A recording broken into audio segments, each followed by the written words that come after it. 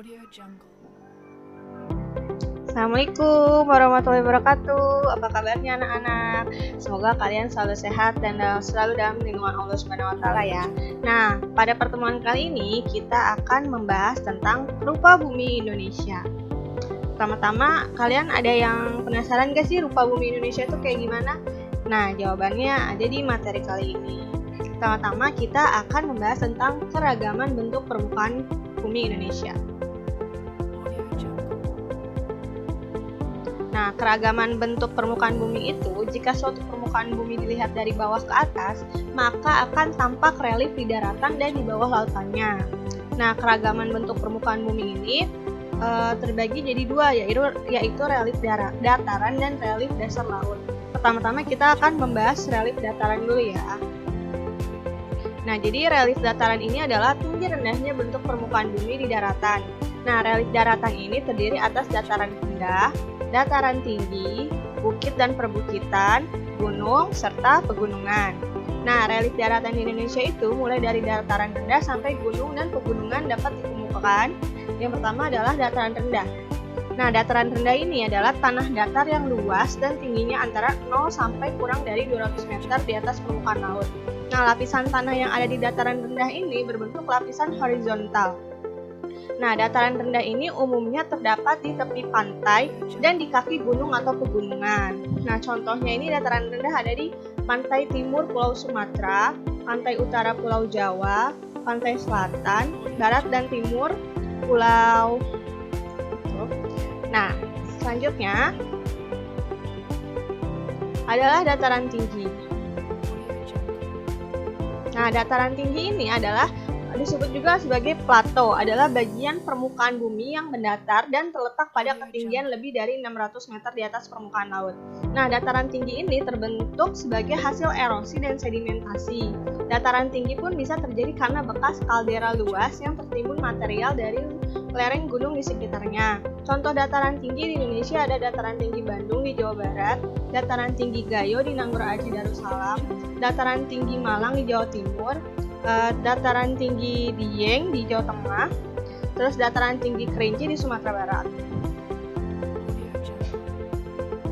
Nah, selanjutnya kita membahas bukit dan perbukitan.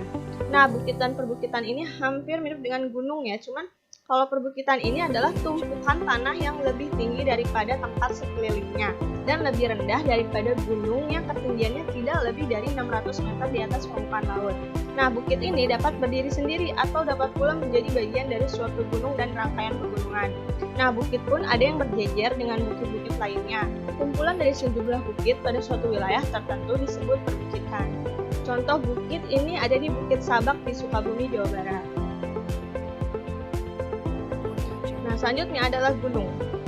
Gunung ini adalah permukaan bumi yang menjulang ke atas lebih tinggi daripada daerah sekitarnya dan dibatasi oleh lereng di sekelilingnya.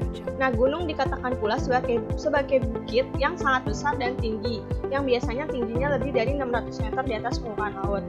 Contoh gunung di Indonesia ada Gunung Puncak Jaya di Papua, Gunung Bukit Raya di Kalimantan, Gunung Latimojong di Sulawesi, Gunung Kerinci di Sumatera, Gunung Semeru di Jawa, Gunung Rinjani di Nusa Tenggara. Selanjutnya adalah pegunungan. Nah, pegunungan ini kalau tadi gunung kan yang dataran tinggi yang berada di atas 600 meter di atas permukaan laut ya. Nah, kalau misalkan pegunungan ini adalah permukaan bumi berupa rangkaian atau kumpulan gunung-gunung besar dan kecil. Jadi kalau cuma ada satu disebut gunung, kalau ada rangkaian dari gunung disebut pegunungan. Nah, pegunungan ini di Indonesia ada di Pegunungan Kendeng di Jawa, Pegunungan Meratus di Kalimantan, Pegunungan Tinggi Wajo di Sulawesi, Pegunungan Jayawijaya di Papua.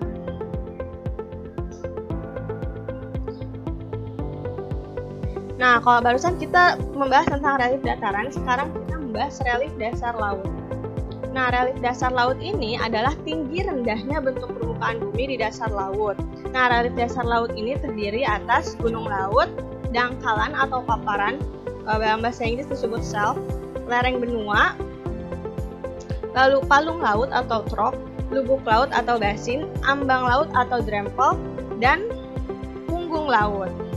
Nah, punggung laut ini adalah pegunungan atau rangkaian bukit-bukit dalam laut yang dapat muncul di atas atau di bawah permukaan laut. Nah, punggung laut ini contohnya di Indonesia adalah punggung laut Sibolga. Nah, selanjutnya adalah lereng benua. Lereng benua ini disebut juga continental slope.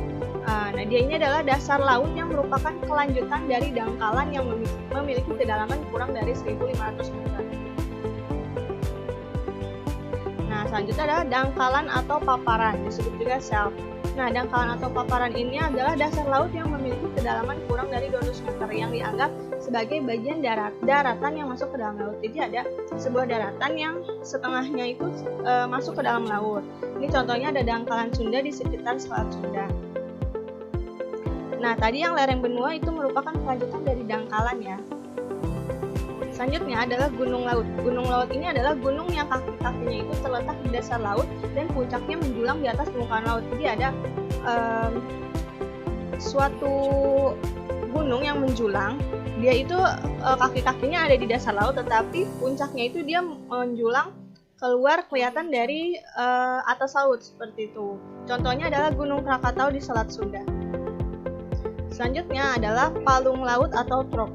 Palung laut ini adalah dasar laut yang dalam, sempit, curam, dan memanjang yang terjadi akibat penenggelaman terus-menerus. Jadi dia itu paling kalau nanti di gambarnya ya, dia itu paling mencuram, paling ponjong, paling dalam. Nah, itu disebut palung laut. Dia ini contohnya ada Palung Kai di dekat Pulau Papua dan Palung Izu di Jepang. Nah, selanjutnya lubuk laut atau basin. Lubuk laut atau basin ini adalah dasar laut yang dalam dan berbentuk bulat cekung yang terjadi akibat merosotnya bagian dasar laut. Contohnya adalah lubuk laut Banda di Maluku. Selanjutnya adalah ambang laut atau drempel. Ambang laut atau drempel ini adalah pegunungan atau bukit-bukit di dasar laut yang memisahkan dua buah laut. Jadi ada pegunungan, tapi dia itu memisahkan lautan. Jadi dia itu hampir menjulang ke atas laut. Nah, akhirnya dia memisahkan dua buah lautan. Itu disebut ambang laut atau drempel. Contohnya ini ada ambang laut di Sulu.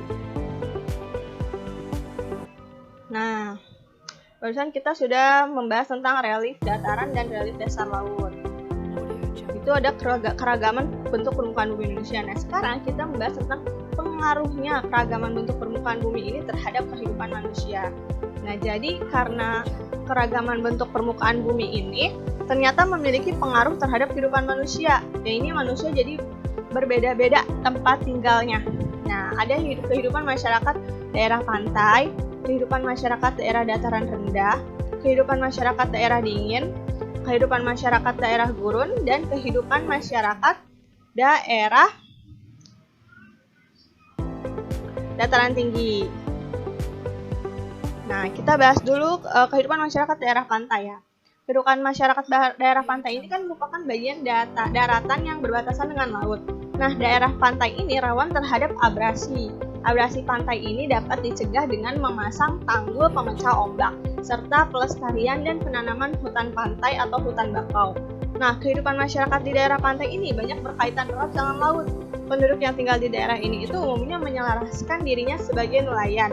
Berkenaan dengan hal itu, nelayan harus mempunyai kecakapan berenang, membuat jala atau jaring, membuat kapal, mengemudikan kapal, serta menangkap ikan. Nah, selain itu juga penduduk di daerah pantai memiliki kecakapan mengolah garam dan ikan, serta membudidayakan tambak. Adapun pola pemukiman penduduk daerah ini itu berbentuk pemukiman tersebar secara memanjang atau pola linier mengikuti garis pantai. Nah, tidak semua penduduk di daerah pantai itu hidup sebagai nelayan. Tapi apabila kawasan pantai itu tersebut telah berubah menjadi kota-kota, pelabuhan atau pusat-pusat kegiatan lainnya, seiring dengan pesatnya kemajuan zaman, saat ini banyak wilayah di daerah pantai yang tumbuh dan berkembang menjadi kota-kota pusat kegiatan ekonomi, sosial budaya, bahkan pemerintahan dan pertahanan keamanan. Nah, di Indonesia ini kota-kota pelabuhan yang berkembang itu misalnya Jakarta dan Surabaya. Selanjutnya adalah kehidupan masyarakat daerah dataran rendah. Dataran rendah ini tuh umumnya memiliki bentang alam yang luas dan datar. Nah, suhu udaranya itu stabil, tidak terlalu panas dan tidak terlalu dingin. Nah, dataran rendah pun biasanya memiliki berbagai kekayaan alam yang dapat menunjang kehidupan. Oleh sebab itu, banyak penduduk yang tinggal di daerah dataran rendah seperti kita ini. Nah, penduduk di daerah dataran rendah ini bertempat tinggal dengan pola pemukiman berbentuk linear yang tersebar sejajar dengan arah jalur jalan dan aliran sungai. Jadi, biasanya pemukiman di daerah biasanya pola pemukiman di daerah dataran rendah itu berbentuk sejajar, tersebar mengikuti arah aliran sungai ataupun jalur jalan. Nah, adapun pemukiman yang berada di kota-kota pusat kegiatan ekonomi atau kawasan perdagangan dan perindustrian memiliki pola pemukiman terpusat atau tersebar mengelilingi pusat-pusat perekonomian. Nah, mata pencaharian yang digeluti penduduk ini berkaitan dengan kegiatan pertanian yang menghasilkan tanaman pangan dan tanaman komoditas. Nah, di daerah-daerah yang telah maju berkembang pula kegiatan penduduk yang berkaitan dengan perdagangan, transportasi, komunikasi, dan pariwisata. Nah, di samping itu, pusat pemerintahan, perbelanjaan, pertahanan, dan keamanan negara juga ikut pula berkembang mengikuti perkembangan zaman. Nah, selanjutnya kita membahas kehidupan masyarakat daerah dataran tinggi. Nah, kondisi geografis di daerah dataran tinggi dan pegunungan ini antara lain udaranya adalah sejuk dan tanahnya subur.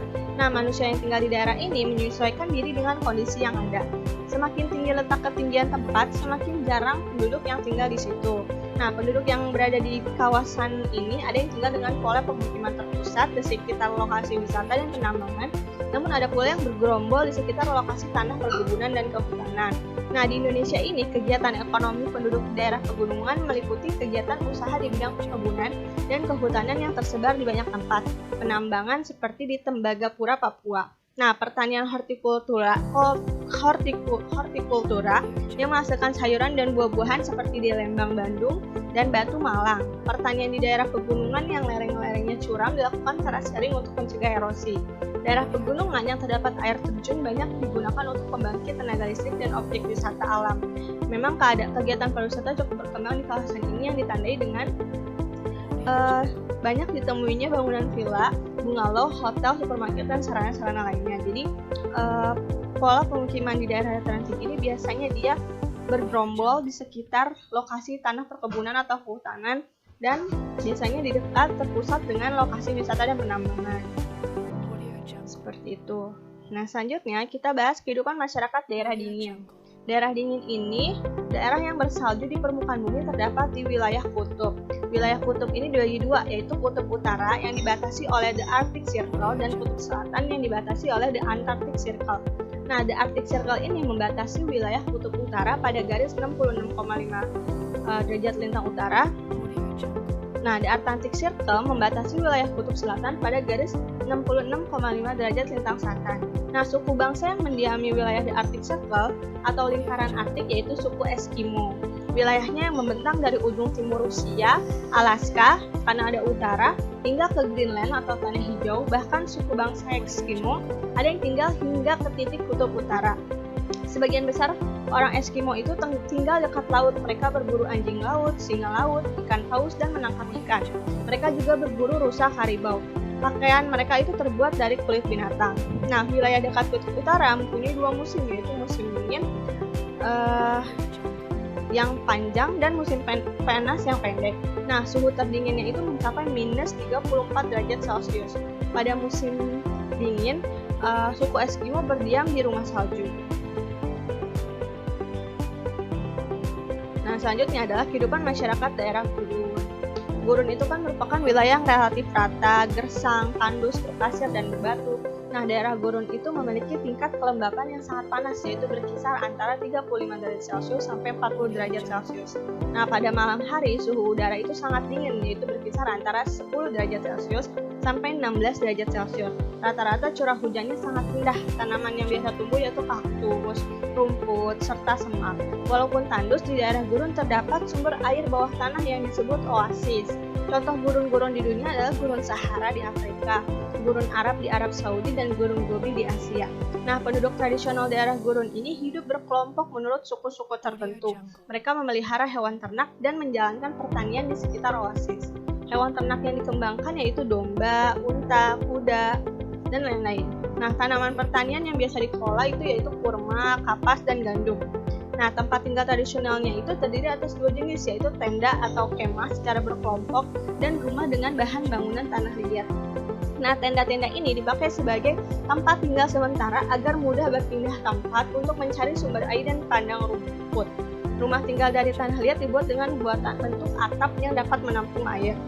Nah, contoh penduduk tradisional yang tinggal di daerah gurun adalah orang Badui.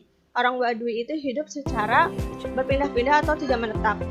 Orang Badui itu adalah orang Arab dan bagian timur gurun Sahara. Badui itu berarti pengembara. Mereka berternak unta, biri-biri, dan hewan ternak yang mereka bawa itu menghasilkan daging, susu, dan kulit binatang untuk pakaian. Mereka juga hidup dengan pengembara-pengembara yang lainnya. Nah, seperti itu materi kita kali ini.